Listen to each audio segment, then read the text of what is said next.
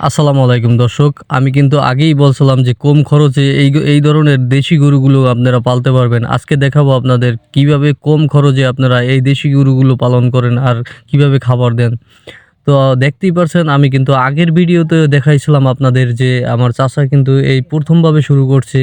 আর আ স একবার নিজের চোখেই দেখেন কি খাবার দিতে আছে। সে শুধু এই জায়গায় যে ধান ভাঙা, তারপরে হালকা কিছু গমের ভুসি আর কুড়া। এগুলো দিয়েই কিন্তু এই গরু দুটো, আরও একটা গরু আছে এই দুটোর চেয়ে বড়। আমি তো আগের ভিডিওগুলোয় দেখাইছিলাম। তো ৩ টা বাছুর দিয়ে শুরু করছে। মাশাআল্লাহ আগের চেয়ে কতটা পরিবর্তন হয়েছে। এই বাছুর যেই সময় নতুন কিনছে সেই সময় কিন্তু আপনাদের দেখাইছি আরও ১-১.৫ মাস আগে যেই গরু সে যেই সময় কিনছিল। তো সেই ভিডিওগুলো দেখেন আর এখন কত পরিবর্তন হয়েছে। এই যে কালো বাছুরটা একেবারেই খুব লোমগুলো এই যে লাল বাছুরটার মতো আসলো। তো দেখেন কতটা একবারে চিকচিকে হয়ে গেছে। এই যে মাত্র ২ মাসের ভিতরেই একবারে কত সুন্দর একটা গ্রোথ আসছে। আর এই যে লাল যেই বাছুরটা এটাই কৃমিতে আক্রান্ত আছে, কিন্তু কৃমির ওষুধ এখন পর্যন্ত হয়তো করে নাই। সে ১ম ভাবে শুরু করছে, তার অতটা অভিজ্ঞতাও নাই। আমি তারে বলছি যে কৃমির যে ডোজগুলো দিতে, সে বলছে আচ্ছা ঠিক আছে, আমি যেভাবে বলছি সে সেভাবেই করবে। তো আগের বাছুরটা দেখেন কত সুন্দর। আর এই বাছুরটা তো আমি আগের ভিডিওতে দিছিলাম, এটা কিনে আনছে। আর এরপরে যেই বড় যেই বাছুরটা সেটা কিন্তু আরও অনেক ভালো হয়েছে। তো আপনাদের সবসময় বলবো যে কম খরচে এই ধরনের এই যে দেশি গরুগুলো পালবেন, তো অবশ্যই আপনি লাভবান হতে পারবেন।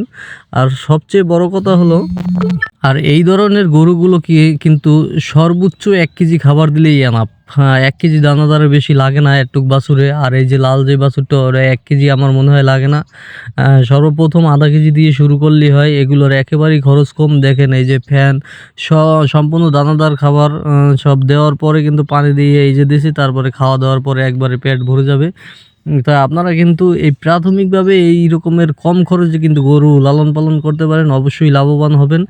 আর এগুলো যদি না বোঝেন তাহলে কিন্তু আপনি অন্যজনের একেকজনের কথা শুনে আপনি বাজার দিয়ে ফিড, তারপরে খোল যাবতীয় যত ধরনের খাবার আছে আপনি কিনে আনবেন। তারপরে আপনার কিন্তু খরচটা দেখা যায় এত পরিমাণ, প্রতি মাসে আপনি ৩-৪ হাজার টাকা একেকটা বাছুরের পিছনে খরচ করে ফেলাইবেন।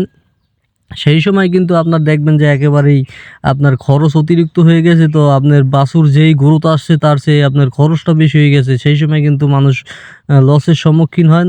সেই কারণে আপনাদের বলব আগে আপনার প্রাথমিকভাবে বুঝতে হবে কম খাবার দিয়ে এইভাবে প্রাথমিকভাবে আপনি শুরু করেন। আপনার বেশি অতিরিক্ত খাবার লাগবে না। ও যতটা বাড়ার ততটুকুই বাড়বে। আর আপনি যত এইসব দেশি গরুরে যত পরিমাণ বেশি খাবার দেন না কেন, ওর যতটুক বাড়ার গরুর তার চেয়ে বাড়বে না। কারণ বেশি যত ধরনের খাবার দেন, ওগুলো হইলো অন্য জাতের যে বাছুরগুলো শাহিওয়াল, তারপরে আপনার ফ্রিজিয়ান ক্রস, এইসব গরুরে যত খাবার দেবেন অত তারা দ্রুত বাড়বে। আর এই দেশি বাছুরগুলো কিন্তু আপনি অতিরিক্ত যত খাবার দেন, কিন্তু অতিরিক্ত খাবার দিলে আসলে অতিরিক্ত বাড়বে না।